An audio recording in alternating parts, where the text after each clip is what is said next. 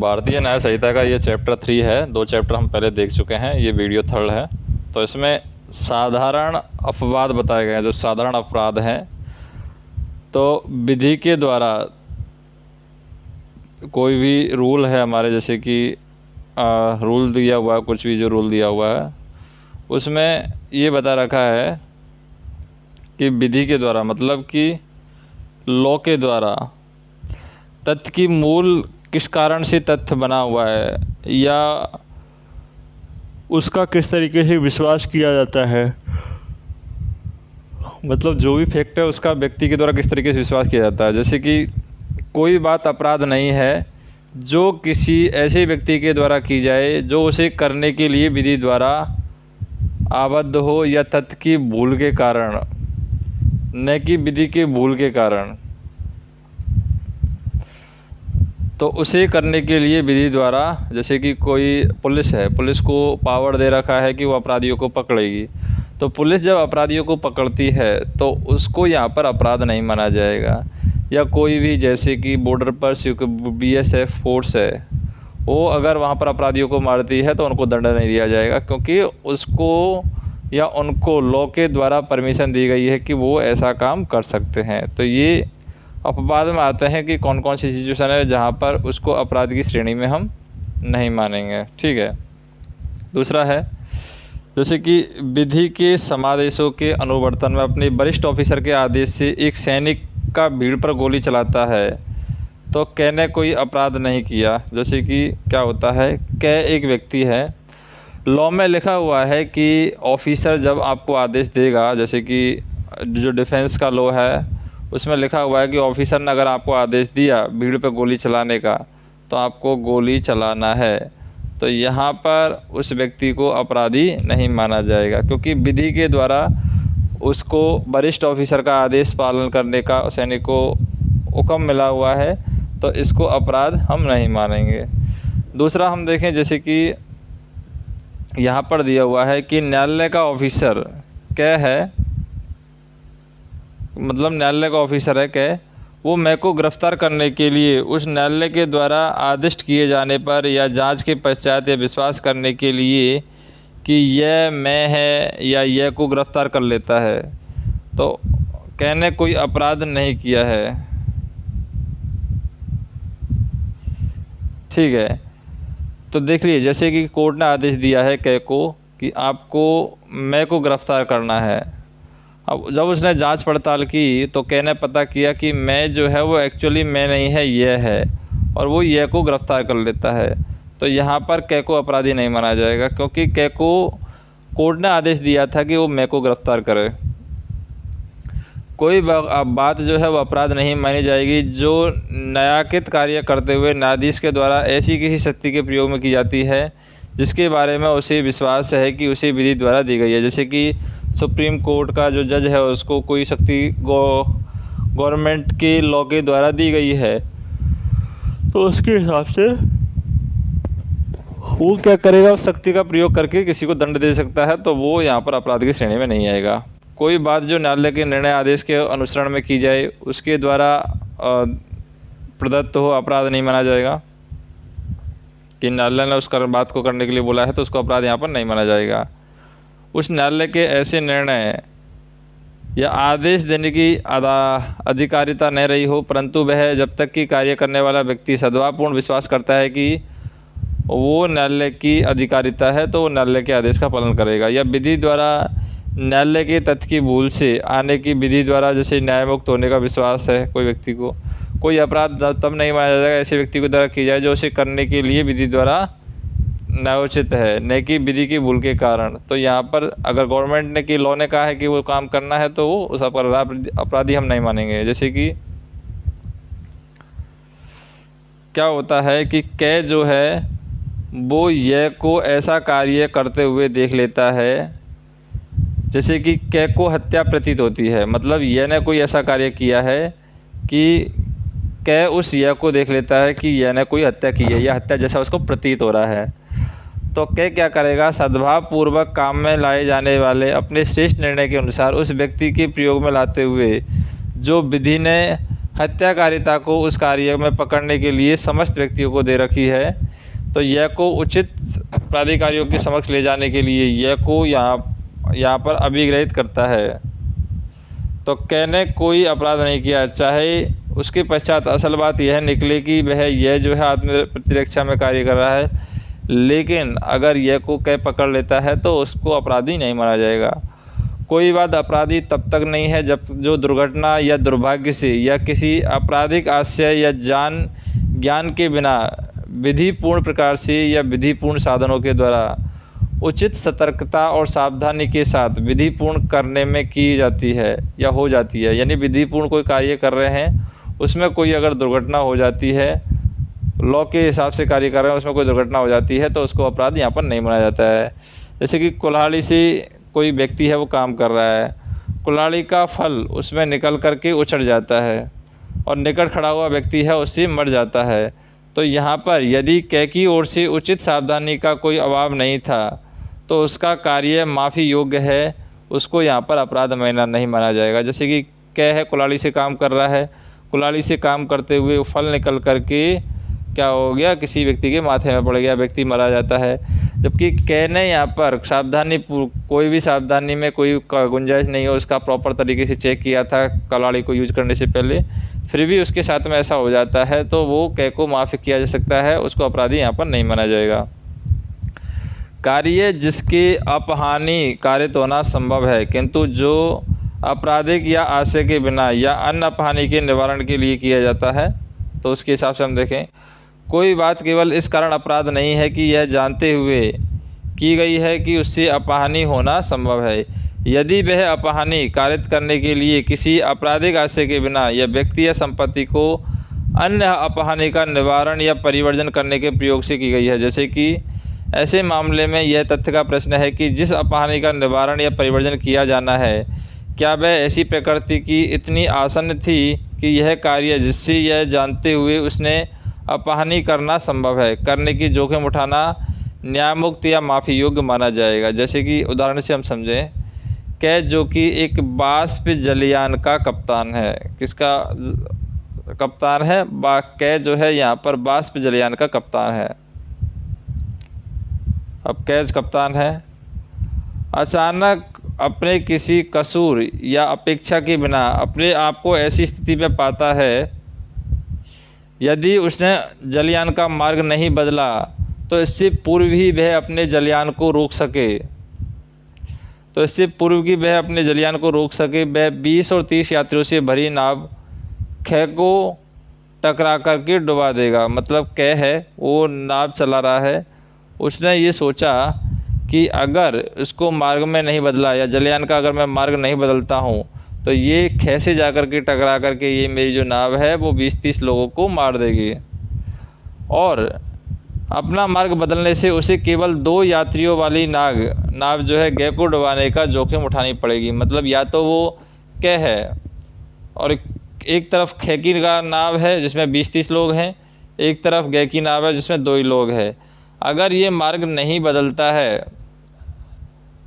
तो कै से जाकर के टकराएगा, 20-30 लोग मरेंगे। अगर मार्ग बदल देता है तो कै से जाकर टकराएगा, इसमें 2 ही लोगों की मौत होगी। ठीक है,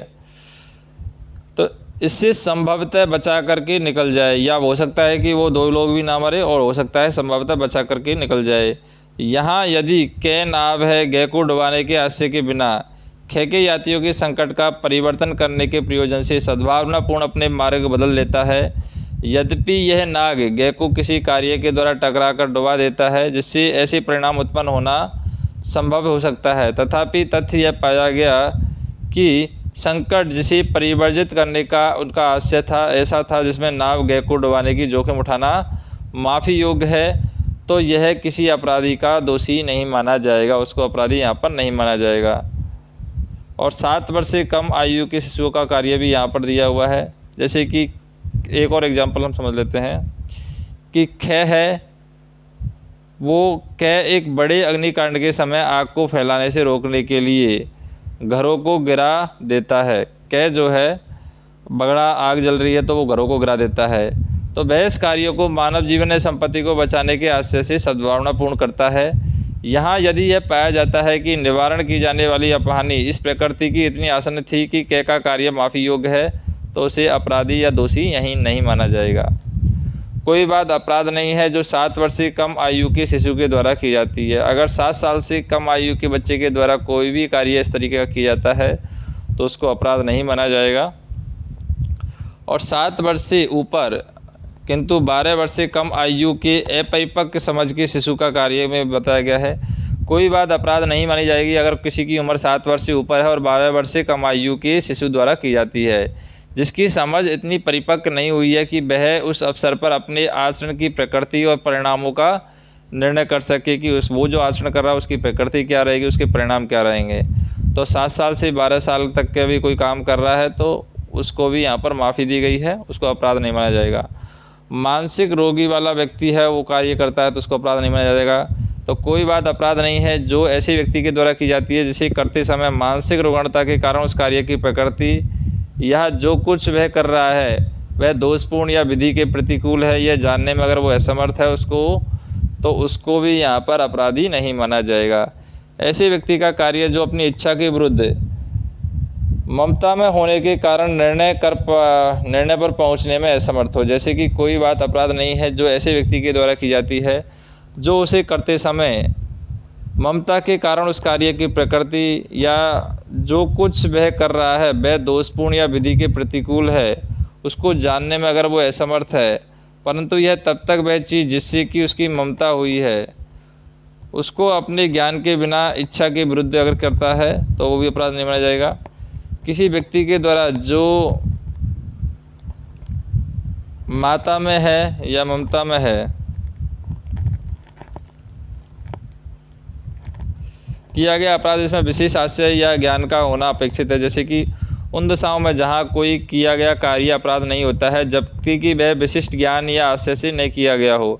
कोई व्यक्ति जो वह कार्य ममता की हालत में करता है तो इस प्रकार बढ़ते जाने के दायित्व के अधीन होगा, मानो कि उसे ज्ञान था कि उसे होता यदि वह ममता में न होता। जब तक कि वह चीज़ है जिससे उसे ममता हुई है उसे अपने ज्ञान के बिना उसकी इच्छा के विरुद्ध नहीं की जाइए। कोई बात जो मृत्यु या घोर अपाति कारित करने के आशय से नहीं की जाती है जिसके बारे में कर्ता को यह ज्ञात न हो कि उससे मृत्यु होना संभव है, किसी ऐसी अपहानि के कारण वो अपराध नहीं है जो इस बात से 18 वर्ष से अधिक आयु के व्यक्ति जिसने अपनी अपहानि सहन करने की चाहे अभिव्यक्त हो चाहे विधि सम्मति हो कारित हो, इसके बारे में कर्ता को ज्ञात है कि उपयुक्त जैसी किसी व्यक्ति को जिसने उस अपहानि को जोखिम उठाने की सहमति दी है वो इस बात के लिए संभव है, जैसे कि कै और बै हैं। अमूर्तार्थ आपस में सट्टेबाजी करने को सहमत होते हैं, पट्टेबाजी या सट्टेबाजी जो भी है। तो किसी व्यक्ति के फायदे के लिए संपत्ति से सद्भावनापूर्ण किया गया कार्य जिससे मृत्यु करने का आशय नहीं है तो वो भी अपराध नहीं माना जाएगा। जैसे कि हम देखें यहाँ पर कै और यह है वो आपस में पट्टेबाजी की सहमत होते हैं और सहमति में किसी अपहानि को जो ऐसे सट्टेबाजी के नियम के विरुद्ध है न होते हुए कार्य तो उठाने की हर एक सम्मति विविचित है। यदि कै है यथा नियम पट्टेबाजी करते हुए यह को अपहित करता है तो भी कोई अपराध नहीं है। कोई बात जो मृत्यु उदाहरित कारित करने के आशय से नहीं की जाती है ऐसे अपहानि कारण नहीं है, और इस बात से ऐसे व्यक्ति जिसके फायदे के लिए यह बात सद्भावनापूर्ण की जाती है और अपहानि को जोखिम उठाने के बाद चाहे अभिव्यक्ति चाहे विविधित सहमति हो या फिर नॉर्मल हो। तो एक सरल चिकित्सक है, कै जो है वो क्या है, एक सरल चिकित्सक है, ठीक है।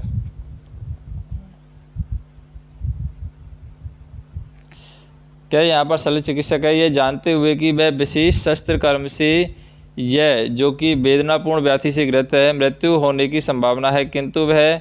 यह कि मृत्यु कारित करने का आशय न रखते हुए सद्भावनापूर्ण यह के फायदे के आशय से यह की सम्मति से यह पर शस्त्र कर्म करता है तो कहने कोई अपराध यहाँ पर नहीं किया है। संरक्षक के द्वारा या उसकी सहमति से शिशु या उस व्यक्ति के फायदे के लिए सद्भावनापूर्ण किया गया कार्य जो है, जैसे कोई बात जो 12 वर्ष से कम आयु या विकृत चित्र व्यक्ति के फायदे के लिए सद्भावपूर्ण उसके संरक्षक या विधि पूर्वक भारधारक या किसी दूसरे व्यक्ति के द्वारा या अभिव्यक्ति या विविधित सहमति से की जाए, ऐसी अपहानि के कारण अपराध नहीं माना जाएगा। और इस बात से उस व्यक्ति को कर्ता का आशय हो या कारित करने की संभावना हो। इस अपवाद का विस्तार है संशय मृत्यु कारित करने या मृत्यु कारित करने का प्रतिकरण्य न होना। और भी है कि अपवाद का विस्तार है मृत्यु और घोपापाती के निवारण के किसी घोर रोग या अग्नि शैथिल्य से मुक्त कराने के प्रयोजन से भिन्न किसी प्रयोजन के लिए किया जाता है।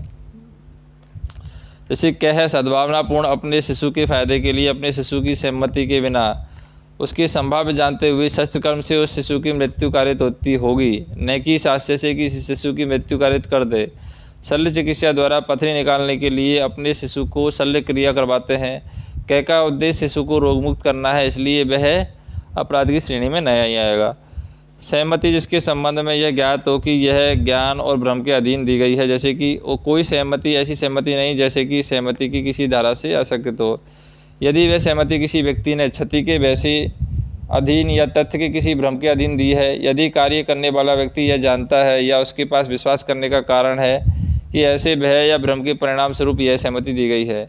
यदि यह सहमति ऐसे व्यक्ति के द्वारा दी जाती है जो चित्त विकृत या ममता के कारण या उस बात की जिसके लिए वह अपनी सर्वसम्मति देता है प्रकृति और परिणाम को समझने में असमर्थ हो, या ऐसे कार्य का वर्जन जो कार्य अपहानि के बिना भी स्वतः अपराध है, जैसे कि जब तक हम प्रतीत न हो यदि सहमति ऐसे व्यक्ति से की जाए जो 12 वर्ष से कम आयु का है, जैसे कि धारा 21-22-23 है। इसके अपवादों का विस्तार से उन कार्यों पर नहीं है जो उस अपहानि के बिना स्वतः अपराध हैं, जो उस व्यक्ति को जो सम्मति देता है जिसकी ओर से सम्मति दी जाती है उन कार्यों से कारित हो, यह कारित करने के लिए आशय हो। तो जैसे कि हम देखें, गर्भपात कराना इलीगल है, तो कोई भी शल्य चिकित्सक है वो उसकी जीवित नहीं रह सकता। इस आघात के परिणाम स्वरूप उस रोगी की मृत्यु हो जाती है तो कहने कोई अपराध नहीं किया, उसने बता दिया कि रोगी को कि आप जीवित नहीं रह सकते, और अगर वो मर जाता है इसको सुन करके तो कहने कोई अपराध नहीं किया, यद्यपि वह जानता था कि सूचना से उस रोगी की मृत्यु कारित होना संभव है। हत्या और मृत्यु से दंडनीय उन अपराधों को जो राज्य के विरुद्ध हैं छोड़कर कोई भी बात अपराध नहीं है जो ऐसे व्यक्ति के द्वारा की जाए जिसको करने के लिए धमकियां से विवश किया गया है, या जिनसे उस बात को करते समय उसकी युक्तियुक्त रूप से आशंका कारित की गई है कि अन्यथा परिणाम वह होगा कि उस व्यक्ति को तत्काल मृत्यु हो जाए, परंतु यह तब जबकि उस कार्य को करने वाले व्यक्ति ने अपनी इच्छा से या तत्काल मृत्यु से कम अपनी अपहानि की युक्तियुक्त आशंका से अपने को उस स्थिति में न डाला हो जिसमें वह ऐसी मजबूरी के अधीन पड़ गया है। वह व्यक्ति जो स्वयं अपनी इच्छा से पीटे जाने की धमकी के कारण डाकुओं की टोली में अपने सील को जानते हुए सम्मिलित हो जाता है,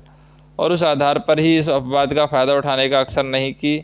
वह अपने साथियों द्वारा ऐसी बातें करने के लिए विवश किया गया हो। ठीक है, जो विधिना अपराध है या डाकुओं की एक टोली है उसके द्वारा तत्काल मृत्यु की धमकी द्वारा किसी बात करने के लिए यह विधिना अपराध है। विवश किया गया व्यक्ति जैसे कि एक लोहार है, अपने औजार लेकर के गृह का द्वारा तोड़ने का बस किया जाता है तो जिससे डाकू उसमें प्रवेश कर सके और उसे लूट सके, तो इस अपवाद का फ़ायदा उठाने के लिए हकदार है। तुच्छ अपहानि कारित करने वाला कार्य, जैसे हम देखें कोई बात इस कारण से अपराध नहीं है कि उसमें अपहानि कोई हानि हुई है या हानि होने की संभावना है, यदि वह अपनी तुच्छ है कि मामूली समझ और स्वभाव वाला कोई व्यक्ति उसकी शिकायत नहीं करेगा। प्राइवेट प्रतिरक्षा के अधिकार दिए गए हैं, प्राइवेट डिफेंस के अधिकार दिए गए हैं। प्राइवेट प्रतिरक्षा में की गई बातें शरीर तथा संपत्ति की प्राइवेट प्रतिरक्षा हम देखें, उसमें हम देखें मानव शरीर पर प्रभाव डालने वाले किसी अपराध के विरुद्ध अपने शरीर को किसी अन्य व्यक्ति के शरीर की प्रतिरक्षा मत करो। ऐसे व्यक्ति के कार्य के विरुद्ध प्राइवेट प्रतिरक्षा का अधिकार जो मानसिक रूप से रुग्ण है। धारा 40 में कुछ हर व्यक्ति के अधिकार हैं कि मानव शरीर पर प्रभाव डालने वाले किसी अपराध के विरुद्ध अपने शरीर या किसी अन्य व्यक्ति के शरीर की प्रतिरक्षा करें। किसी ऐसे कार्य के विरुद्ध जो चोरी, लूट, रिष्ट या आपराधिक अत्याचार की परिभाषा में आने वाला अपराध है, या तो जो चोरी, लूट, लिस्ट या आपराधिक अत्याचार का प्रयत्न है अपनी और किसी अन्य व्यक्ति की चाहे जंगम चाहे स्थावर संपत्ति की प्रतिरक्षा करें। या फिर हम देखें कि जब कोई कार्य जो अन्यथा कोई अपराध नहीं होता उस कार्य को करने वाले व्यक्ति की बालकपन, समझ की परिपक्वता का अभाव, मानसिक रूप से रुग्णता, ममता के कारण या उस व्यक्ति के किसी भ्रम के कारण यह अपराध नहीं है। जब हर व्यक्ति उस कार्य के विरुद्ध प्राइवेट प्रतिरक्षा का वही अधिकार रखता है तो उस कार्य के लिए वैसा अपराध होना सुनिश्चित है। तो यह जो है पागलपन के असर में कै को जान से मारने का प्रयत्न करता है और यह है अपराध का दोषी नहीं है, किंतु कै की प्राइवेट प्रतिरक्षा का वही अधिकार है जो यह को दिया गया है। कार्य जिसके विरुद्ध प्राइवेट प्रतिरक्षा का कोई अधिकार नहीं है, यह है पागलपन के असर में कै को जान से मारने का प्रयत्न करता है और यह किसी अपराध का दोषी नहीं है, किंतु कै को प्राइवेट प्रतिरक्षा का वही अधिकार है जो यह की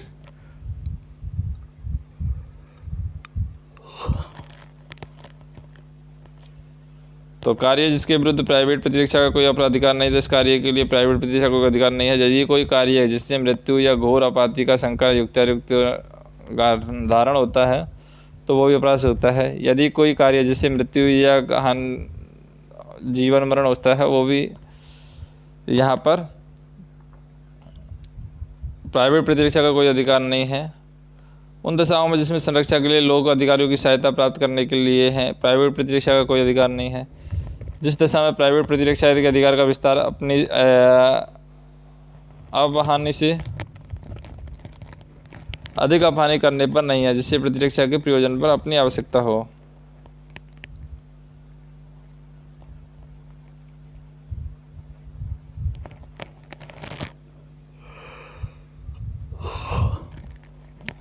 तो कोई व्यक्ति किसी लोक सेवा आयोग द्वारा ऐसे लोक सेवक के नाते किए गए या किए जाने वाले कार्य के विरुद्ध प्राइवेट प्रतिरक्षा के अधिकार से वंचित नहीं होता है, जब तक कि वह जानता है कि विश्वास करने का कारण न तो रखता है उस कार्य को करने वाला व्यक्ति एक ऐसा लोक सेवक है। कोई व्यक्ति जिसने लोक सेवा के निर्देश दिए गए हैं और किए जाने के लिए प्रेरित किसी कार्य के विरुद्ध प्राइवेट प्रतिरक्षा के अधिकार से वंचित नहीं होना, जब तक कि यह जानता हो कि विश्वास करने का कारण न होना और जिस कार्य के करने की